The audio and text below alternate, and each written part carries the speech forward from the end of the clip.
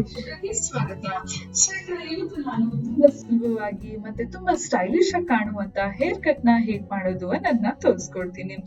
ಈ hair cut ಮಾಡೋದ್ರಿಂದ ನಮ್ ಕೂದಲು ತುಂಬಾ ಫೆದರಿ ಆಗಿ ಮತ್ತೆ ತುಂಬಾ ವೇವಿ ಆಗಿ ಕಾಣುತ್ತೆ, ಮತ್ತೆ ವಾಲ್ಯೂಮ್ ಕೂಡ ಇರುತ್ತೆ. ಸೊ ಬನ್ನಿ, ಯಾರಿಗೆಲ್ಲ ಕರ್ಲಿ ಹೇರ್ ಇದೆ ಅಂದ್ರೆ ವೇವಿ ಹೇರ್ ಇರ್ಬೇಕು, ತುಂಬಾ ಕರ್ಲಿ ಅಲ್ಲ, ಅವರಿಗೆ ಈ ಹೇರ್ ಕಟ್ ಸೂಟ್ ಆಗುತ್ತೆ.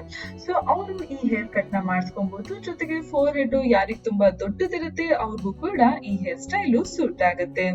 ಸೊ ಶುರು ಮಾಡ್ಕೊಳ್ಳೋಣ ನಮ್ ಹೇರ್ ಸ್ಟೈಲ್ ಹೇಗ್ ಮಾಡೋದು ಅಂತ. ಮೊದಲು ಮಿಡಲ್ ಪಾರ್ಟಿಷನ್ ನ ತಗೊಳ್ಳಿ. ಆಮೇಲೆ ಕಿವಿ ಮುಂದ್ಗಡೆಗೆ ನಾವು ಒಂದು ಸೆಕ್ಷನ್ ಮಾಡ್ಕೊಬೇಕು. ಎರಡ್ ಸೈಡ್ ಅನ್ನು ಆ ರೀತಿ ಸೆಕ್ಷನ್ ಮಾಡ್ಬಿಟ್ಟು ಹಿಂದ್ಗಡೆ ಪೋನಿಟೇಲ್ ಕಟ್ಕೊಂಡ್ಬಿಡಿ.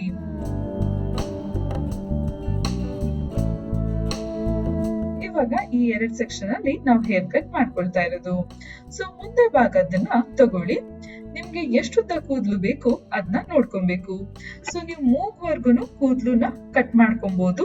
ಅಂತ ಹೇಳಿದ್ರೆ ನೀವು ಚಿನ್ ವರ್ಗುನು ಕಟ್ ಮಾಡ್ಕೊಳ್ಳಿ. ಬೇಸ್ ಆಗಿ ನೀಟಾಗಿ ಕೋಂಬ್ ಮಾಡ್ಬಿಟ್ಟು ಕಟ್ ಮಾಡ್ಕೋಬೇಕು.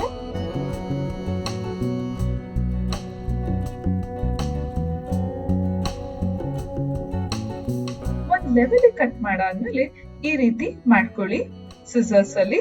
ಇವಾಗ ಇದನ್ನ ಮಿಡಲ್ ಪಾರ್ಟಿಷನ್ ಗೆ ಮತ್ತೆ ತೆಗಿಯೋಣ. ಇವಾಗ ಈ ಕೂದಲನ್ನ ಬೇಸ್ ಆಗಿ ಇಟ್ಕೊಂಡು ಮತ್ತೆ ಬೇರೆ ಸೆಕ್ಷನ್ಸ್ ಗಳನ್ನ ಕಟ್ ಮಾಡ್ಕೊಬೇಕು. ನೋಡಿ ತೋರಿಸ್ತೀನಿ.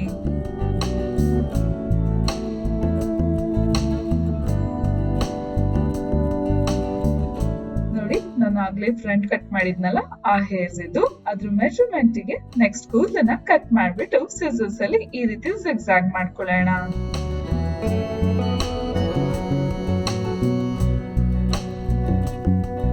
ಇದೇ ರೀತಿ ನಾವು ತಗೊಂಡಿರೋ ಸೆಕ್ಷನ್ ಗೆ ಕಟ್ ಮಾಡ್ಕೊಬೇಕು.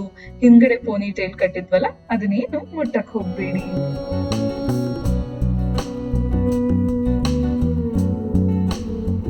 ನೋಡಿ, ಒಂದ್ ಸೆಕ್ಷನ್ ಮಾಡಾಯ್ತು.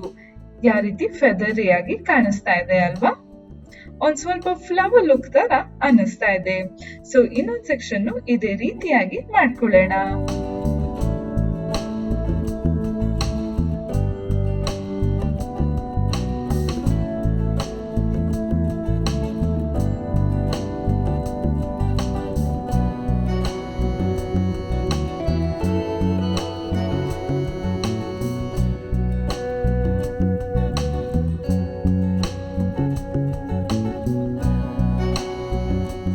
ಸೆಕ್ಷನ್ ಆದ್ಮೇಲೆ ಫ್ರಂಟ್ ಪೋರ್ಷನ್ ಕೂದಲು ತಗೊಳ್ಳೋಣ.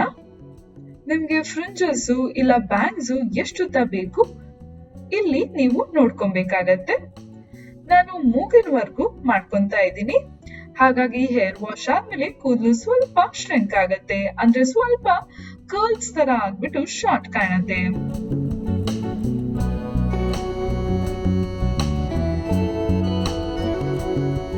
ಆಮೇಲೆ ನೀವು ಯಾವ ಸೈಡ್ ಬ್ಯಾಂಗ್ಸ್ ಅನ್ನು ಹಾಕೊಳ್ತಾ ಇದ್ದೀರಾ ಆ ಸೈಡ್ ಇಟ್ಟಿ ಕಟ್ ಮಾಡ್ಕೊಂಡ್ರೆ ತುಂಬಾ ಕರೆಕ್ಟ್ ಆಗಿ ಕೂರುತ್ತೆ.